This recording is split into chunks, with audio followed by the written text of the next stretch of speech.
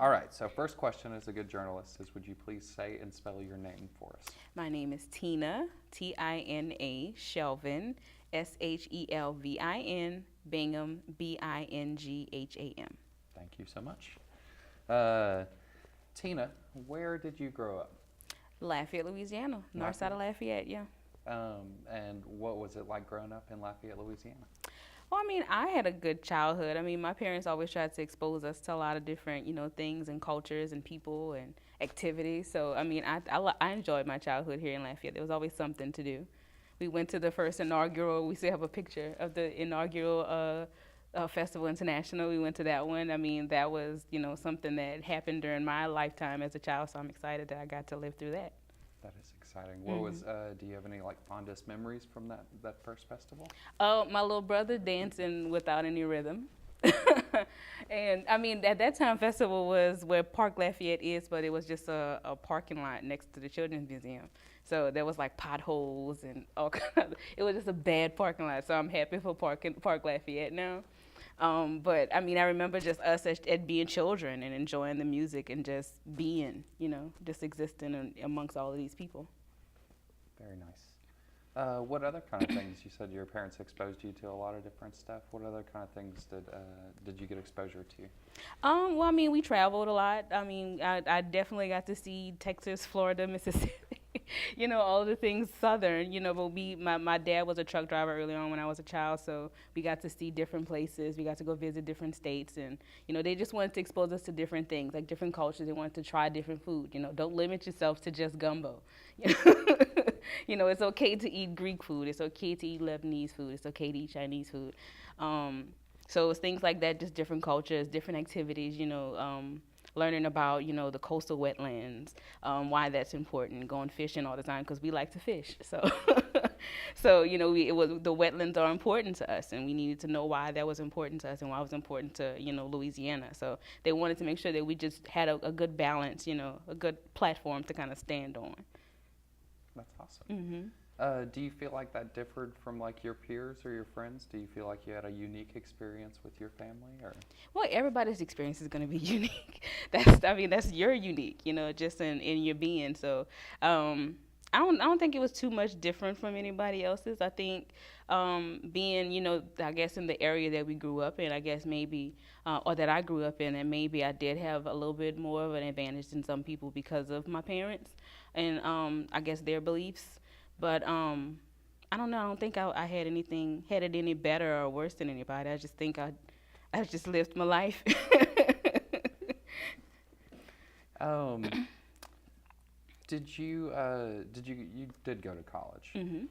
What did you study in college? I studied civil engineering. I got my bachelor's in 2007 from Southern. And then in 2009 or 10, I get the years mixed up. I got my MBA from Ashford University online. Nice. Mm-hmm. And where is Southern again? Southern is in Baton Rouge, Louisiana. Yeah. Nice. So you lived in Baton Rouge for a little while? Yeah. Yeah. What was that like, the transition to and living in Baton Rouge? Well, it was definitely different. The culture was different in Baton Rouge. I mean, I guess maybe it was more because there's two large universities and there's a couple of smaller community college campuses. So there's a lot of students there and there's a lot of things to do. So it was very diverse. There's a mixture of people. It was really a melting pot of people, like kind of all living, in general areas where students kind of hung out. So for me, it was a little different. I mean, it was different from living here because, like I said, the culture, we're like Cajun Creole culture. Everybody likes to swing out and dance and have a good time. And then I go to Baton Rouge and people are like, wait, what? Like Zydeco? And I'm like, but y'all are literally like an hour from us.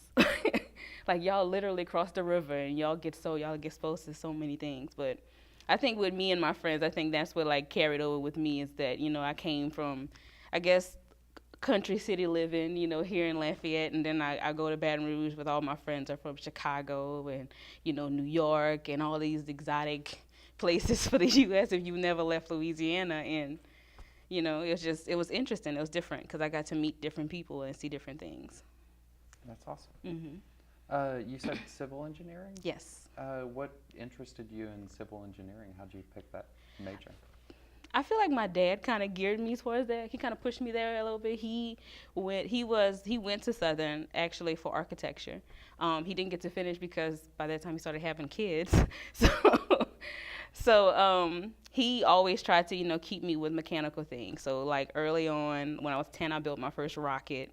I built like, the little car. So he always just tried to keep me, mechanically dealing with something. He was working on the car. He wanted me to, he wanted me to be his tool person. And, it was kind of all of it. It wasn't just me. It was all of the kids. But we all just tried to pitch in as much as we can to, just learn anything. I mean, learn these tools and these trades that'll help you succeed in life. There's there's a big push now, especially, or it has been for a while, to involve females or get females involved in the STEM programs. Mm-hmm. Did you find when you were studying, were you one of the minority of females studying? Well, when I started, I started at Southern in 2001. But when I started then, even then, it was a big push to get women and minorities into the STEM Academy. I don't know. I think it kind of like leveled off a little bit. I think we got to a point where we had so many people, and it was like, oh, well, we're good. Let's not push the issue. And then it kind of dropped off a little bit, and I think that happened. That could have happened. I think a lot of dealing with people that I know from Southern who graduated with me, that getting into the workforce is a little bit different. I went, Southern is a HBCU, it's a historically black university.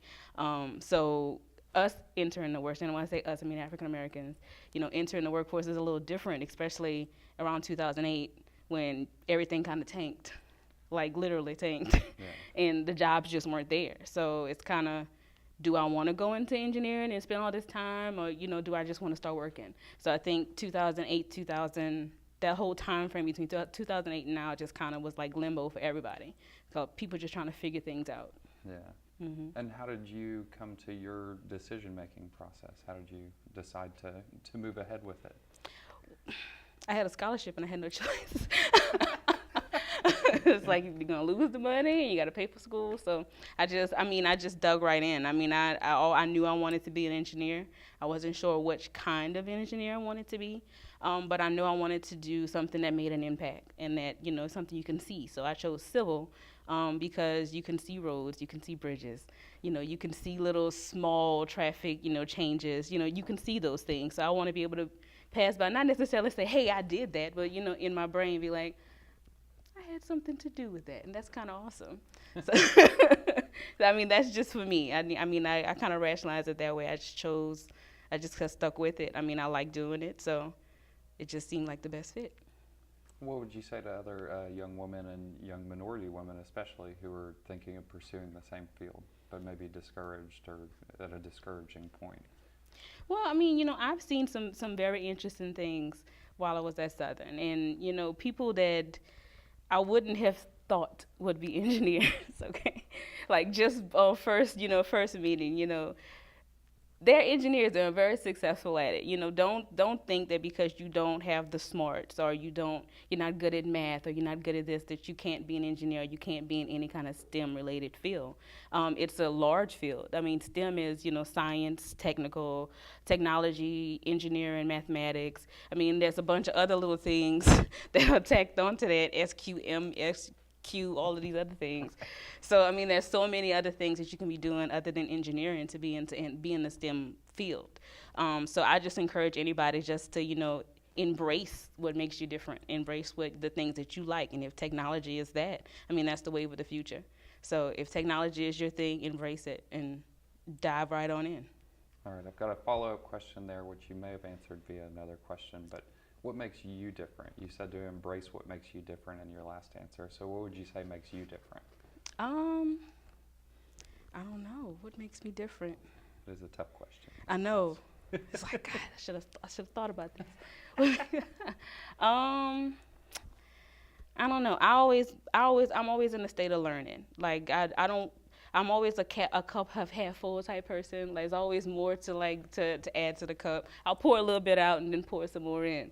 So I don't know. For me, I'm just always in a state of learning. So I guess what makes me different is that I want to learn and I want to understand things better. The only way that I could explain or pass the knowledge on to someone else is if I understand the things that that are going on around me. I need to understand these things so I can help others to understand it as well.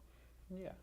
And I would say, too, having the pleasure to have gotten to know you over the past couple of years at least, you also seem like someone who's not, like, fear doesn't enter, especially when it comes to learning new things, fear doesn't really enter into your equation. Mm-hmm. Yeah, everything I've seen you enter, in my experience with being a trainer for you and your group, has been that I never saw you sweat at once. I sweat in private. It's like, I don't know what I'm going to do. But I mean, by the time when you get there, the thing is, you just got to do it. I mean, there's no fear isn't a question now. It's that I've gotten to this point. I've done all the work. Even if I don't think I've done enough, it still needs to get done. So how are we going to get it done? We just need to do it. So, yeah, I mean, for the longest, my friends used to get on me. For the longest, my Facebook post used to be, Tina, nothing to it but to do it. And they were like, yeah, Miss, nothing to it but to do it. And I was like, no, I just want to get it done. So let's not, no complaining about it. Let's not, if we're in the moment, let's just, work towards getting this done and moving this forward. And then we can complain about all the things that we didn't get accomplished and make a best practice novel out of it or something. So I would just jump in. There's no need to like hold on to, anything that woulda, coulda, shoulda, didn't happen. This isn't in place. It's not there. Hey, I'm here. So let's keep the party going. And always be learning. I love that best practices novel. Yeah. Tina, did you have, I know your parents were a big influence. Did you have any other mentors, or would you like to talk more about your parents' mentorship of you? Well, I had my parents. I had teachers. A lot of my teachers kind of, they're like the parents during the day that the parents, your parents let you go to school, they're off working. So I had a lot of teachers, and I had a lot of, I was thankful enough not to have a lot of like family members in the school system, working in the school system, but I had enough family members and enough family friends to keep me in line in school. I was very fearful of my parents. That was like, there's no going against what mom and daddy want, even as an adult, which is horrible. But I think for me, my teachers, I know my 4th grade teacher, Mr. Bowles, was very, influential for me. My 8th grade teacher, she was my American Louisiana history teacher at Paul Bro, Miss Guidry. She was very influential for me. They kind of helped, when they saw me getting out of line or, doing something out of character, they, wrangle me back in. Not with a whipping, but, kind of like, you're not supposed to be doing that, and, reminding me of the things that, my parents have instilled in me. So I think that was a good benefit for me, because having those people kind of in my corner, even when I didn't think that I had anybody in my corner. So it was good. That is awesome. Mm-hmm. It's a great thing to have. All right, we're going to talk a little bit about AOC. Tell me how you first got involved with AOC. Well, we were trying to get some stuff to go on for our grant, and I started harassing Nancy about training and what we can do to start collecting some of the heritage and documentation for our neighborhood project. So that's kind of how I got started with AOC, but I knew about y'all. I was like, one day I'm going to join. What was your first impression when you came to AOC? Well, I liked it. I mean, the newer facilities, I hadn't gone to the older facilities, but I used to work upstairs here in Rosa Parks, so I got to kind of see it from the ground up, kind of developing literally like 5 feet away. But I mean, I like the facilities. I mean, the people are really nice. I mean, you're awesome, man. I mean, everybody that I've met has been, very pleasant to me. So the people are nice. I mean, even, the members, like we went, before we actually officially joined AOC, we actually went to a member social. And we sat at a table with random members, and they talked to us about their projects and the things that they were working on and what they're involved in with AOC. So we were like, well, all right, well, that's, we're not in alone. We know we have people here, especially people within our community, that we can ask questions to, or, ask to, join a team or help us with the project. So, I'm really happy with, the services so far with AOC. Well, that's great to hear. Yeah. Was there anything that surprised you about working with AOC? How much stuff y'all have access to. I'll tell you that. I mean, I didn't know that y'all had so much equipment and there was so much things that are accessible to the community for such a low cost per year, not monthly, per year. So I mean, I was very pleased with that. I mean, to know that I can come and check out a decent camera and get some footage of random family activities or community stuff. I mean, it's a good thing to know. So I'm really impressed by that with AOC, that y'all have a good equipment. The facilities are very up to date and modern. I mean, we haven't actually used the studio yet, but I want to do our live feed. I'm excited about that. I love that y'all have the audio booth, though. I really like that. I sat and I did a podcast in the audio booth, and I was like, well, I didn't even know we had access to all of these things, man. But you wouldn't know unless you're really in here and you like actually stop and ask questions. So, and I'll say this too: the receptionist, whoever that is. I mean, I've seen girls, boys, young, old, so they've always been very informative and ready to, share information with me. Even when I was just passing by before I joined, I'd be like, hey, I was thinking about such and such. Can y'all do this? Or, what kind of classes are y'all offering? They were always willing to, help. So I'm really happy with that. Awesome. What would be your dream project to work on or to produce? Oh, goodness. Well, right now I'm still dreaming of my documentary. So I would really love to get finished with that, or at least get like some kind of midpoint. I mean, me and my husband joke all the time about doing a Real Housewives of Lafayette parody, since everyone loves the Housewives. We joke all the time about little skits and things like that. They're, the people, I don't know, like people think a certain way, the media will have people all kind of lean in a certain way, and we're like, but what if you did it this way? And like, how would that turn out? And then we always end up laughing. So they're like, well, if we're having so much fun, maybe we really should start doing some skits about stuff like that. Like just simple, everyday things that people kind of overlook that just, in the grand scheme of things, doesn't really make a lot of sense. But it's like, hey, if you just did this one thing, like things would be so much better. But, I mean, things like little skits, like little projects. I know for me, I would, especially with our grant that we're working on, I really dove into the healthy eating, healthy community, healthy living, like just healthy lifestyle, period. So I want to be a reflection of that for the community. So I know I've always snapped pictures of my food, and I attempted to do little short videos with me cooking and stirring things. So it might be really nice to actually produce like a real cooking show, for the community. So that's one of the things that I'm really excited about, maybe getting started. Hopefully not this year, because I got a lot of stuff going on this year, but in the future, the near future, yes. I love that idea. Yeah. That'd be great.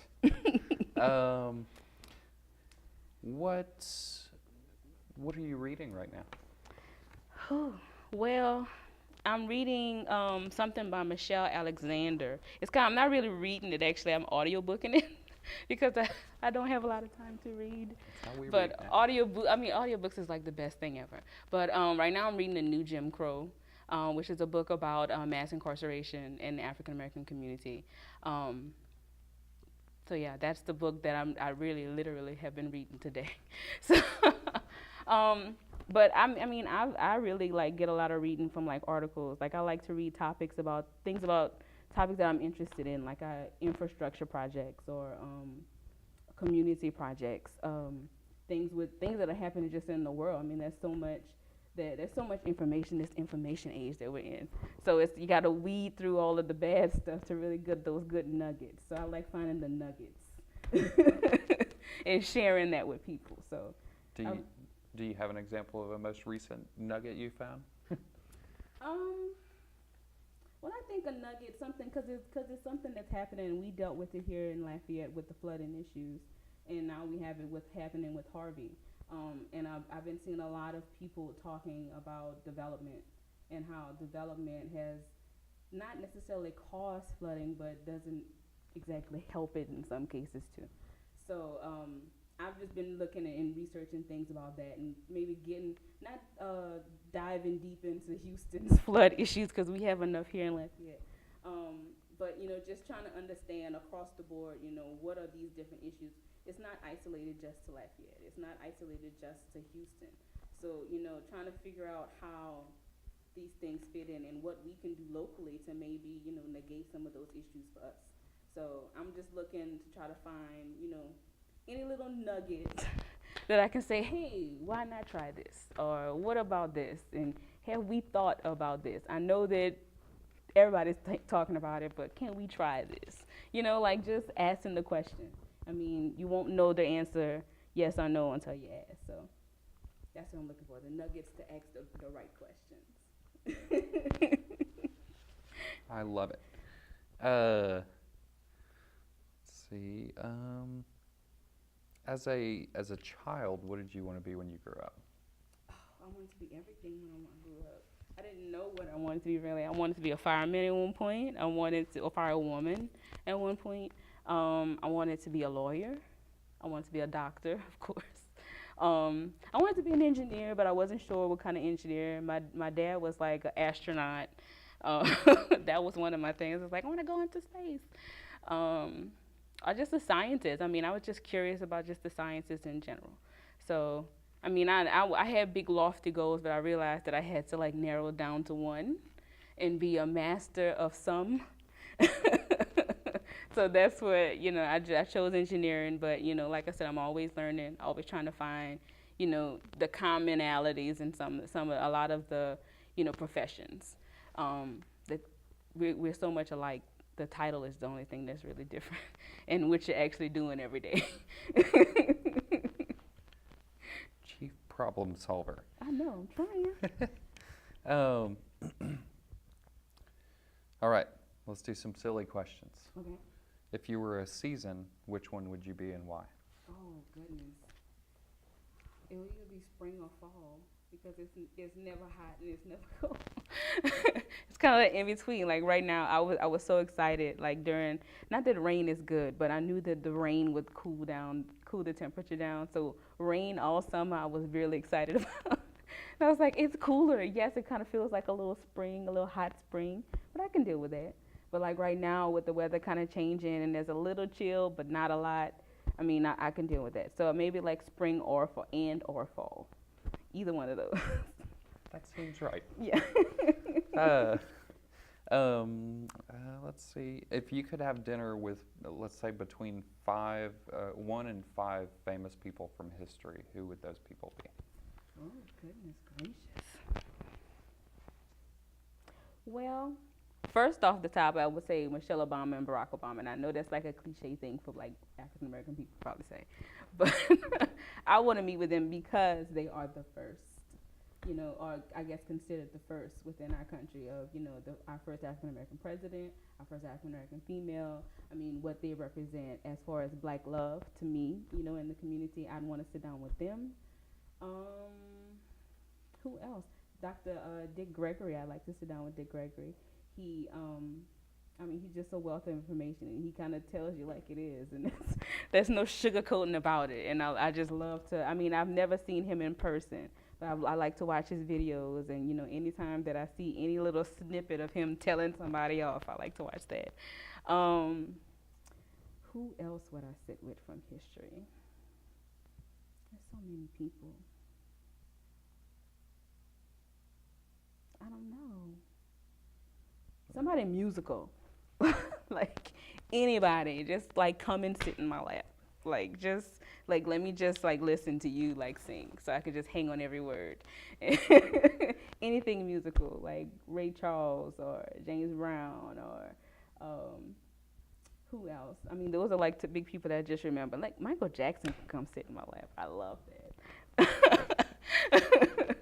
Sounds like you have a real love for music. Yes, I do. I love music. I don't want to say that's why me and my husband got married, but that's like one of our linking things is that we both love music. So, how long have you been married? We have only been married 2.5 years, but we were together for going to be 10 in November. So, I'm really excited. I was like, we were married a long time ago before we actually signed that paper. So, I was not worried about that. How did y'all meet? Randomly at a gas station. What? Yes, very random. How does that play out? Well, I had just moved. It was like a month before I graduated from Southern. And I had just moved into a house with my friend because it was like that interim, not sure what I'm going to be doing type situation after graduation. So I stopped to get gas and to go pick up something to eat. And my husband was also my then not friend at the time was also getting gas, and we passed each other. And when I saw him, I was like, you know what? I'm not looking. At that point, I was in no way, shape, or form looking for any type of relationship because I knew I was about to graduate. But I was like, I think that guy's going to come and talk to me when I get out of the gas station. I said this in my brain, and I was like, well, we're going to see. I said, I don't know, but I think he keeps smiling at me, so I think he's going to come and talk to me. No biggie. So I did my business, went outside, and then about 10 minutes later, he came and was like, hey, how you doing? And I was like, oh, okay. So I made him work for it. I was like, oh, you want my number? I said, I need you to pump my gas.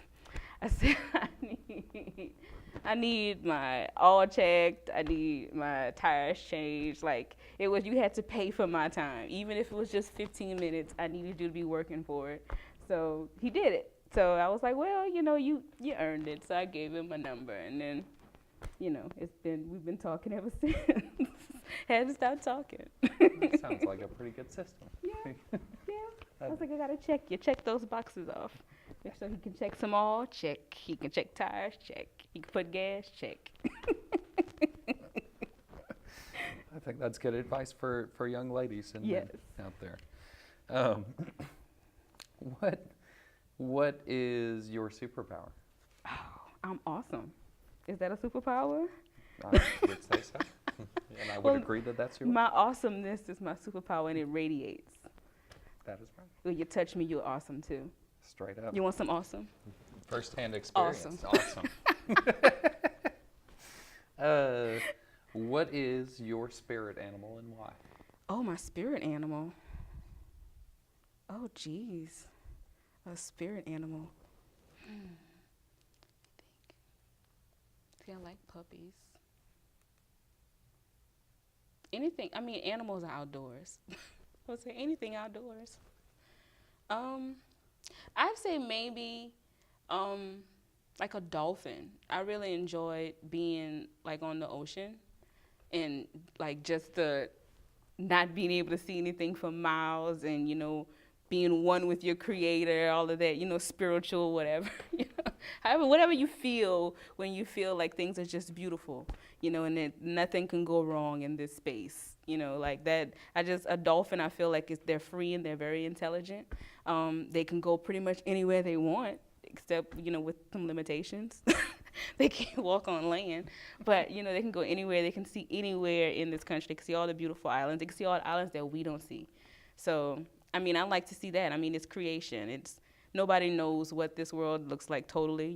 Google Maps and Globe can show us only so much, but I think a dolphin has a lot of tales to tell. They see both worlds.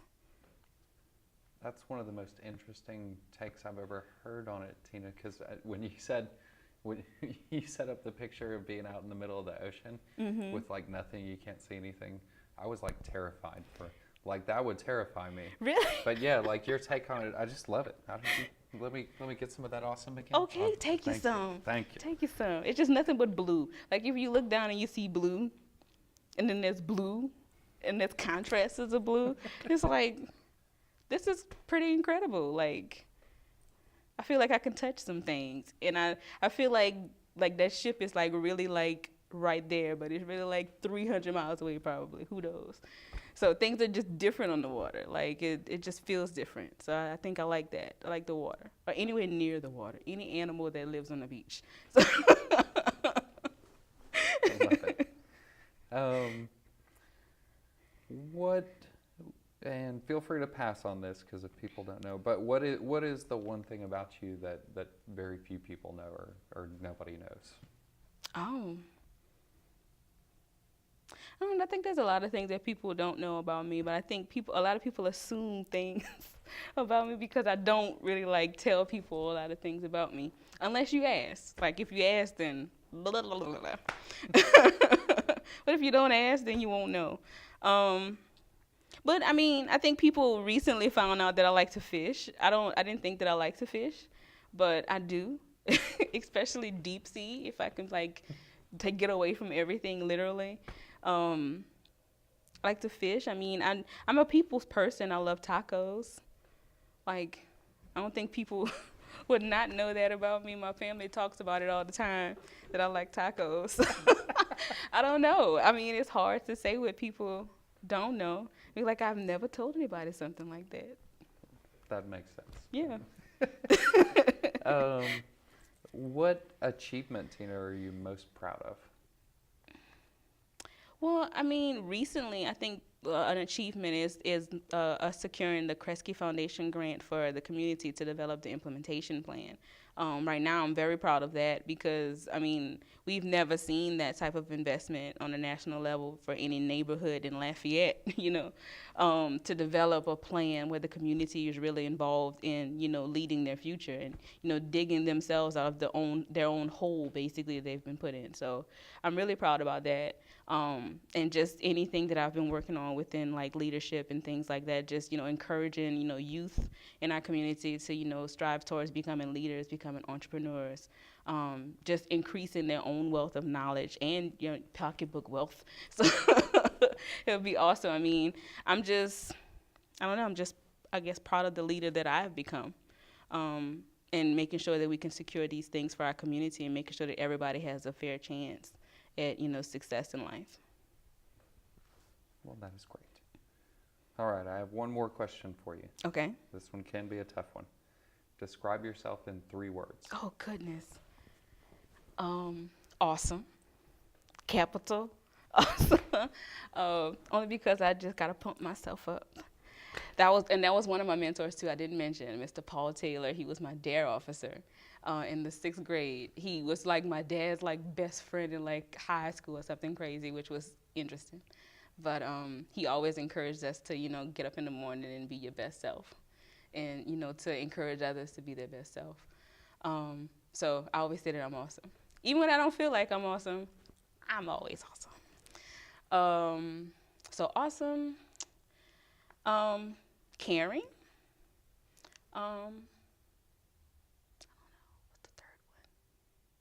Fearless. I'll take that one. That seems very accurate. Tina, thank you so much for coming in to talk to me today. Thank you, Nat. Thanks for having me.